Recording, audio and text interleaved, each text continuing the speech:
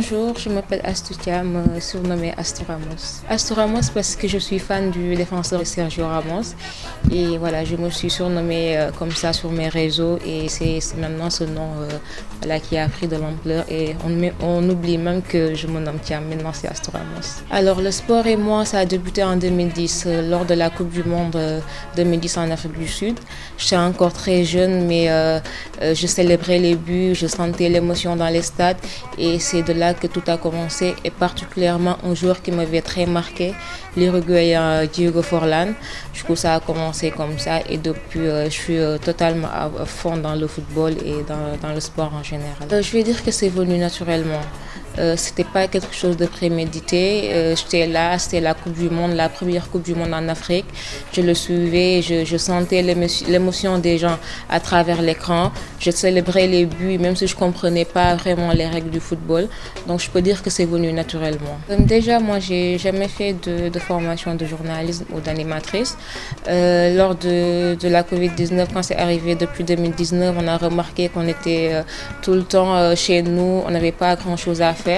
Et c'est de là que tout a commencé. J'ai commencé à faire des rooms, des spaces, on va dire des réunions de groupe sur les réseaux sociaux, sur Twitter et encore sur Clubhouse. Et c'est là que les gens ont vu en moi un talent d'animatrice, mais aussi de consultante de football. Et j'ai commencé à avoir des contacts en DM pour animer des spaces ou comme venir faire des plateaux télé sur ETV. Alors, Astou Ramos, c'est une scientifique, c'est une étudiante en master de biologie à l'université Cheikh Anta Diop de Dakar. C'est un peu compliqué parce qu'on va dire que c'est un milieu un peu masculin. C'est difficile de s'imposer en tant que fille. À chaque fois, on va te poser des questions très banales. Ah oui, tu connais Messi, tu connais Neymar, c'est tout ce que tu connais au football. Parce que pratiquement toutes les filles supportent Messi ou Neymar. Et il y a aussi des questions très banales ou des questions pièges qu'on va te poser pour savoir si c'est vraiment, si tu es vraiment une connaisseuse ou si tu suis juste on va dire le rythme derrière. Mais pratiquement, moi, je suis une personne très ferme, une personne qui sait s'affirmer. Et voilà,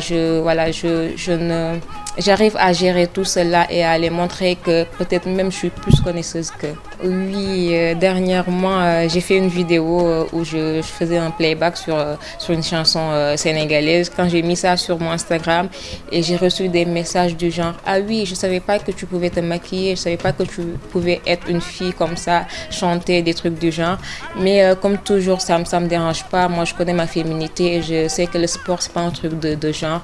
Donc, ça ne me pose aucun problème. Oui, on va parler de Marie Portelano, on va parler de Anne-Laure Bonnet. Ce sont on va dire des journalistes sportifs suivis et reconnus par tout le monde, notamment en Afrique avec Canal+. Donc, ce sont vraiment des modèles de caractère, de force et d'affirmation dans un milieu pratiquement masculin. Ce qui m'a le plus marqué, on va dire, c'est l'accueil. Le premier jour, quand je suis arrivée, j'ai trouvé la rédaction avec plein de monde. J'étais un peu perdue, mais tout le monde m'a accueillie comme s'ils me connaissaient. Oui, c'est toi, Astou Ramos, bienvenue et tout ça. Et ça m'a clairement marqué.